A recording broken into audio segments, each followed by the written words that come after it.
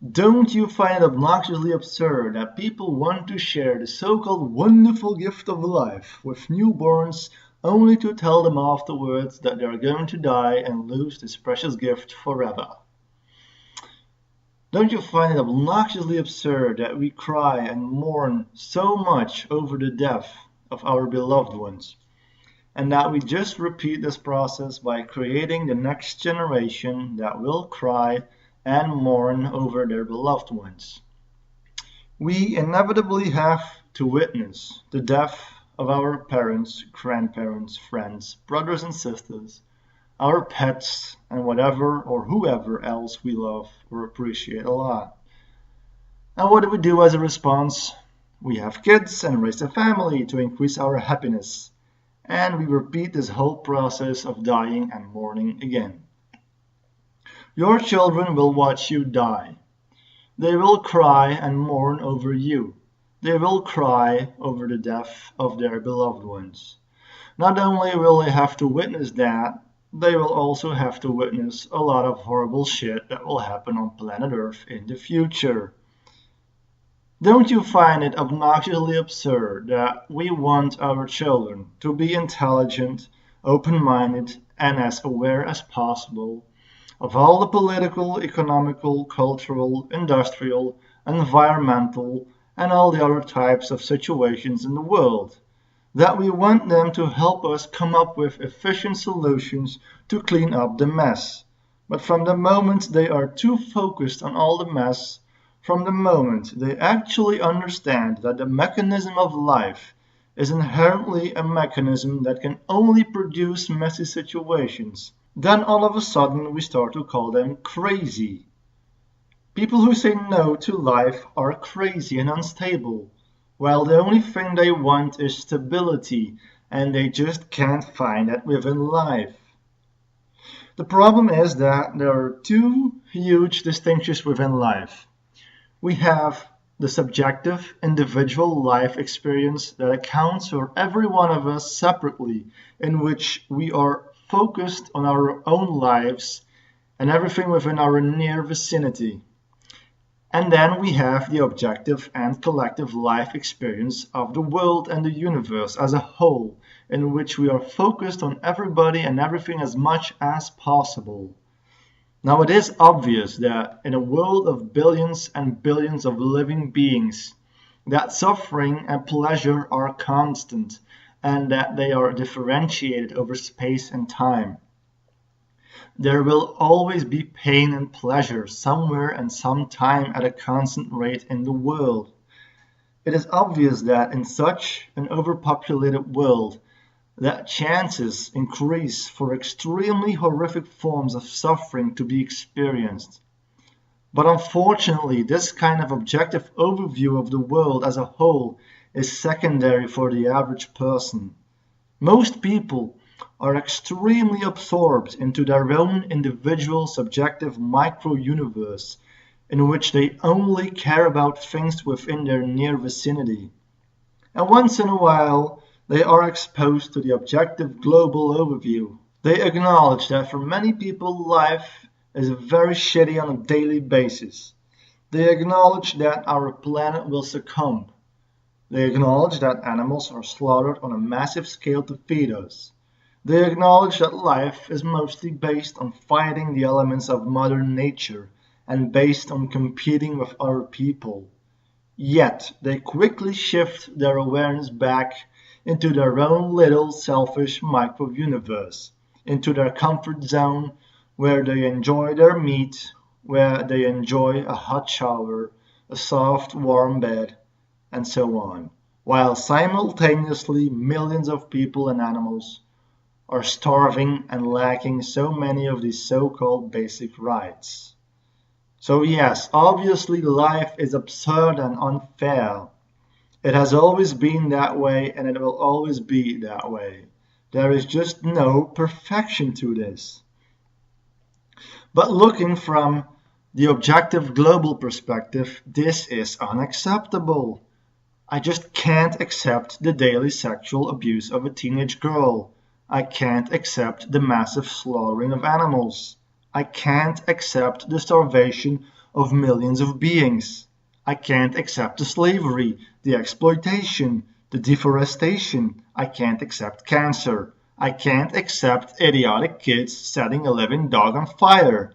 I can't accept people throwing a woman in a hole, stoning her to death. I can't accept the extreme depression of a teenage boy who is suicidal because some assholes are bullying the shit out of him. I can't accept a father smacking his baby to the ground, breaking its skull. But all of this crap is just happening over and over again because we keep creating the next generations who potentially can do such horrible things. I have to read this shit over and over again in the newspapers and be overwhelmed with sadness, grief, and empathy, unless I retract myself towards my own subjective micro-universe. And when I actually do focus on my own life to become happy, people will shove the bullshit of the world in my face. And when I focus too much on the bullshit, they will tell me I'm crazy. And besides, what is this but just another subjective point of view of mine? Another point of view that will be agreed and disagreed upon, and it will barely solve anything. It's obnoxiously absurd how people think they can solve this mess by allowing people to produce as many babies as they want, while there are huge shortages of basic rights and needs. People breed and breed in sloppy slums with no health care, education, clean water, sanitary systems, electricity, and everything else. And all the journalists, they go there making pictures and documentaries, shoving all that into our faces, so that we can cry about it and throw some money at organizations of which there is no guarantee that it will be spent to actual help. And yes, I am one of those people who barely contributes to charity. So yes, I am an asshole. I am an asshole because other assholes can't control their goddamn penises because they have to fucking breed all over. They have to bring more victims into the mess. Reckless and stupid people are mostly responsible for the shitty mess that we have to clean up. Oh yeah, but of course having babies is a basic human right. Yes, they have the right to be happy. They have the right to enjoy a good time cuddling and loving their babies. Yes, I absolutely agree, subjectively speaking. But then again, objectively speaking, it's insanely absurd because it's just so goddamn unrealistic to provide all the needs and rights for an indefinite amount of people. And yes, over here in Belgium, it's a little bit more justified to breed because obviously our standard of living is way higher. So yes, again, life is unfair. If you are born in a disgusting slum, you have bad luck, and I just can't accept this injustice, this unfair game of life. I can't accept that my life is way better than others. And there will always be people who say, yeah, but we can easily handle 10 billion people and even more. Overpopulation is a myth. Well, fuck you, that's absolute bullshit. You really think that we can divide 10 billion people equally over the planet, each one of them with an equal amount of clean water, electricity, education, a basic income, healthy food, healthcare, energy, property, yada yada yada? That's the most stupidest thing I've ever heard. According to these people, we can't make it fast enough to reach 10 billion people. According to these people, there is still an abundant amount of open space where we can store the population. And yes, that's true. But most people are attracted to big cities where plenty of jobs are available. And so big cities will get extremely overpopulated. I don't really think that most people are interested in that open space. Why can't you accept the fact that nothing is sustainable? Why can't you accept the fact that everything within life has ups and downs, including an entire civilization, including an entire planet? Why the need to keep on fighting a planet that is in a state of deterioration? Again, life is unsustainable and there will always be injustice and inequality. Even if we can sustain a civilization, we will still have to deal with natural problems. We barely can control the inner process of our planet that creates volcano eruptions, earthquakes, tsunamis, floods, landslides, extreme droughts, etc. And all of them, combined with solar and galactic influences, will create perpetual problems for humanity and the planet. And it will only get worse and worse. It's not that I hate people. I wish I could help everybody, because indeed, every living being has the right to live a good life. But while we are extremely busy with cleaning up so much mess, many people and animals continue to breed at an uncontrollable rate and to such an extent that we just can't handle it.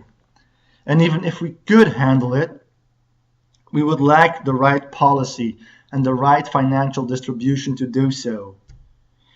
I just feel so powerless to this unfair and unequal mechanism of life. I am so privileged, and many beings are not. It can be so unfair and so absolutely disgusting that I think that it's just not worth the immense amount of shit life has to go through.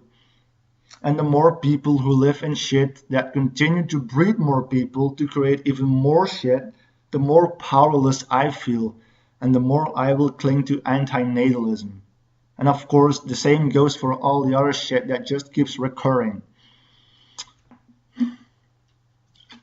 The thing is, I respect everybody, and I want to help everybody. But by breeding uncontrollably, they are forcing me to respect and help each one of the babies being brought into existence. But that is just unsustainable, even though their experience is of equal value to everyone else's, and they deserve just as much as everyone else. And so again, this is how life becomes unfair and unequal. We all have to thank the reckless breeders for this mess. It's the unthoughtful breeders who make me powerless and desperate, for I can't take it anymore. I give up. I say no to life. I am an anti-natalist. But again, me being an anti-natalist barely solves anything. I can rant as much as I want. I can present the breeders the best arguments against overpopulation, against inequality, against birth, and they will still do it because they think I'm full of shit. And I think they're full of shit, and they think I'm full of shit. So this is just an endless fight without a true solution. I know that I sound really arrogant while I'm preaching about how anti-natalism is the ultimate solution. So let me take a step back and say that it isn't the best solution. But maintaining life forever is neither the best solution. Whatever solution we invent within life will never be fully agreed upon by the whole world. And the more people there are, the more diversified opinions, beliefs, religions, and philosophies there are, and the further away we are from a global consensus. And this is yet another reason to show how insanely absurd life is. We all think we need more people who can come up with more ingenious philosophies, science, art, literature, and engineers. Just more, and more. More companies, more technologies, more production, more consumption, more artists, more innovation, more change, more futuristic models, and more money. And all of this creates an insane amount of diversity so that they will inevitably compete with one another, and so that some of them are doomed to go bankrupt, to be neglected and put down by the masses and squeezed to death by society. You know, everybody wants attention. Everybody wants their share to partake in society. Every group, every organization, institution, belief, religion, society, or whatever else wants to be subsidized. They want to promote themselves. They want to grow and want to make more and more profits and assets. And if they fail, they will go out into the streets and cry about how they deserve to be heard and how they have the basic right to be whoever or whatever they want to be and such. And unfortunately, This is inevitable. There will always be groups who will be squeezed out of society. Can't you see that life is not meant to sustain equality? Can't you see that life is actually meant to endlessly dwell towards equality, but that it can only do that through inequality? This is the ultimate absurdity. Life is stuck. Life is so stuck that we can't do anything but endlessly fight for our ultimate beliefs until we drop dead. And that's going to be the ultimate and literal solution of our lives.